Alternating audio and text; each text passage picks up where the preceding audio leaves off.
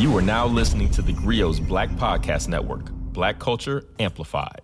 You know, the slaves wouldn't be here if Africans hadn't sold them. Plus, you know, Black people own slaves. And, a lot of white people didn't own slaves. Those are some of the arguments you'll likely hear whenever white people get defensive about America's peculiar institution. And that's why I want to welcome you to theGrio Daily, the only podcast that'll tell you exactly who owned the slaves. I'm sure you've heard those arguments. Yeah, slavery existed in every society, or Black people owned slaves, or Black people wouldn't have been here if Africans hadn't sold them into slavery, or, most white people didn't own slaves. So I want to dig into that today and tell you the facts. It's not their fault that they don't know about history, because they don't teach it. Well, that kind of is their fault. But we want to just inform some of our listeners about the actual institution. Now, we call it slavery, but it's really not fair to call it that. And that's why so many people say slavery existed in every society, because in some aspects, arranged marriage, indentured servitude, unpaid agricultural work, penal colony, all of that is a form of what we call slavery. But when we're talking specifically in America, what we're talking about is the race-based institution that reduced human beings to chattel through an international human trafficking system that was constitutionally approved. That's a lot of words, but that's why the system that America created was different from every other system in the world. As a matter of fact, the way Great Britain and most countries were able to outlaw slavery was through court cases. They said, look, our laws don't allow this. And eventually courts ruled against it. But in America, slavery was enshrined in the foundational document of this country, the Constitution. It not only tacitly legalized slavery through the 3/5 clause, which said that white people were worth 40% more than Black people, but it also required that if you were from a state that had outlawed slavery, it was still your duty to hunt enslaved people down and return them to their owners. It was in the foundational document. And that kind of system had never existed before in the world. Not a race-based, constitutionally enshrined system that reduced human beings to chattel. Not just chattel slavery, because chattel slavery had existed before, but, America's was different because it was perpetual, it was inherited. The children of enslaved people belonged to their enslaver. It was race-based. There were other people who were indentured servants, but not technically what we would call enslaved. They were not property. And again, it was all constitutionally enshrined. So who are the people who owned what we call slaves? Well, let's start at the beginning, because one of the arguments that you'll hear is that Africans sold people into slavery. So what we're talking about is something also that existed. The slave trade existed, but because this color-based chattel slavery that America legalized couldn't have been conceived of, we can't excuse those Africans who sold them, but we know that they had never seen anything like, right? They didn't know that it was inherited. In most African societies, even the ones that enslaved people, the captured people were prisoners of war. They were people from conquered kingdoms. Yes, that existed everywhere in the world in most societies, but they couldn't have conceived that it was inherited. There was always a path to freedom, whether it was time, whether it was children. This kind of slavery that we're talking about, the American form, it never existed. So that doesn't excuse the Africans who sold people into slavery, but this is also a thing that you have to know about colonization. People were prisoners of war and captives in Africa, just like Asia had fireworks technology. But they couldn't conceive of white people coming and using that to create planetary war, using what we called gunpowder or gunfire. It wasn't until white people showed up that fireworks became a planetary menace. If you look at South America, the coca leaf existed forever, but it didn't become a scourge on the planet until white people showed up. And specifically, it didn't become a scourge until capitalism, which was invented and conceived of in Europe by the commanding and monetization and commodification of resources, land, agriculture, and that's what gave us capitalism And that European form of capitalism is what gave us slavery, is what gave us the drug trade, it's what made war planetary menace that wasn't just confined to, neighboring kingdoms. It was when white people showed up, just like America, there was going to be a genocide. And in Africa, it was enslavement. So yes, Africans sold people into a thing that they didn't know about, and it wasn't that prevalent until the white people showed up and introduced guns, introduced liquor, introduced all of those things for which they could barter human beings. So we got that out of the way. Africans, yes, sold slaves into a system that they hadn't conceived of, that no one had conceived of until white people showed up.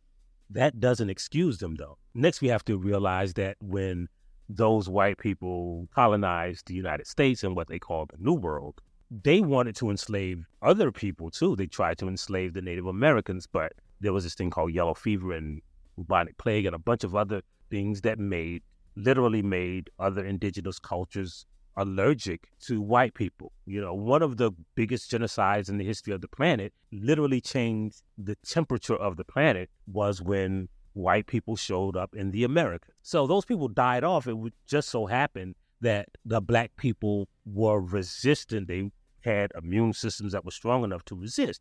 But you also have to know that those people didn't first go to Africa to trade for slavery. They were capturing slaves. All of the slaves in America weren't sold by Africans. Some were still captured even after, the triangular trade or the international human trafficking system began. But who owned those slaves? Well, in America, it was just white people. It was so rare for black people to own slaves. 95% of the people who enslaved other people were white people. And that is born out of the census. We had been doing censuses since the 1600s, so we can see who owned enslaved people. But those censuses are a little misleading because in many what was first colonies and then states, being free was literally illegal. And it was illegal in some states like South Carolina. Tennessee tried to do it. Arkansas tried to do it, some successfully, some unsuccessfully, to emancipate or what they call manumit enslaved people. So what would happen is, we like to think of enslaved people as working on plantations, but there are a lot of enslaved people who were just like rented out. They worked in building ships. They worked as blacksmiths. They worked as tailors. They worked in shops that were owned by white people. And those people sometimes give money to black people. So black people would buy their freedom. So a lot of times when you saw black people who were slave owners, that's because they had bought their freedom. So they literally owned themselves. A lot of men and women bought their spouses' freedom so they could marry. They bought their children freedom out of slavery. So they were technically slave owners because they lived in a state that didn't just allow black people to walk around being free without having an owner. But those black slave owners weren't enslavers. There's a difference. So we really don't know how many black people were enslavers. Even that 4% number, because it wasn't the whole 5% because natives were slave owners also. But even that 3-4% that were listed or registered as slave owners, they weren't technically enslavers. A lot of them were people who owned, quote unquote, their family or had, bought people out of slavery. We think of the Underground Railroad as stealing people away under the cover of darkness, but, there were funds donated to the Underground Railroad to just buy black people's freedom. The other thing is that we think of it as a small percentage of white people who own slaves, but in the South, they say in the slave states by 1860, about 25% of white people owned slaves, but that's not quite right because there were white people who were enslavers even if they didn't have slaves, right? First of all, you have to realize, if you live in the house with your mama and your daddy and they have a car, y'all got a car, right? Well, enslaved people were just like that. So while they only counted the men who owned the enslaved people, right? The people who lived in the house were enslavers. They told the slaves what to do. The women would marry and inherit enslaved people from their families, from their fathers, as kind of like a dowry, or when their father left enslaved people to them in their will. But those enslaved people were often registered to the women's husbands. So the women weren't listed as slave owners, but they were enslavers. The same with the children, the same with white people who again, own businesses that use slaves, use slave labor for stuff like running shops, building ships. They were enslavers. They were purchasing the labor of those enslaved people from those slave masters and benefiting financially and economically and socially from slavery. They were enslavers. It's not just a small number, right? When you expand that out to the average size of family, from the people who used slave labor without paying for it, the people in churches who built churches using slave labor, people who invested in the slave trade industry, whether it was purchasing slaves or on ships, right? Like people would, it was an investment vehicle. Like it was the first venture capitalism in America was like, I put in $100. I don't even need a slave, but I know like I help pay for the trip. When you get enslaved people from Africa, bring them back over here, or the Caribbean, you can't forget about the Caribbean, then, you know, whatever you sell them for, I get part of the profit. You are an enslaver, right? So we can't forget about that. 90% of the Black people in America were enslaved at the beginning of the Civil War. Just think about if you were one of the 90% enslaved people, right? And you saw a white person.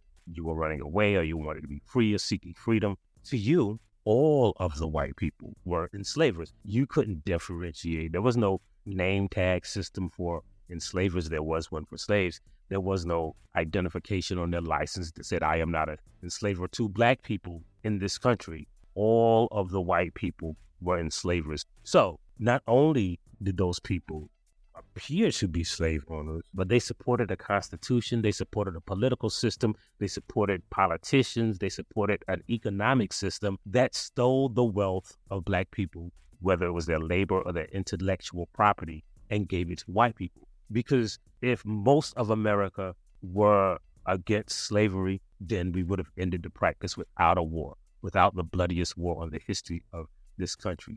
And that's why we know who owned slaves. America did. And that's also why you got to subscribe to this podcast. That's why you got to download that theGrio app. That's why you got to tell your friends about it. And that's also why we leave you every episode with a Black saying. And today's Black saying is, and before I own a slave, I'll be buried in my grave. Because who wants to be like white people? We'll see you next time on the theGrio Daily. If you like what you heard, please give us a 5-star review, download the theGrio app, subscribe to the show, and to share it with everyone you know.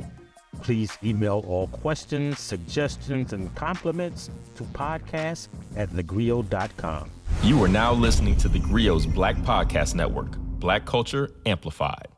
I'm Torre. Join us for crazy true stories about stars who I really hung out with, like Snoop, Jay-Z, Prince, Kanye, and the time I got kidnapped by Suge Knight. Don't miss my animated series, Star Stories with Torre, from the theGrio Black Podcast Network.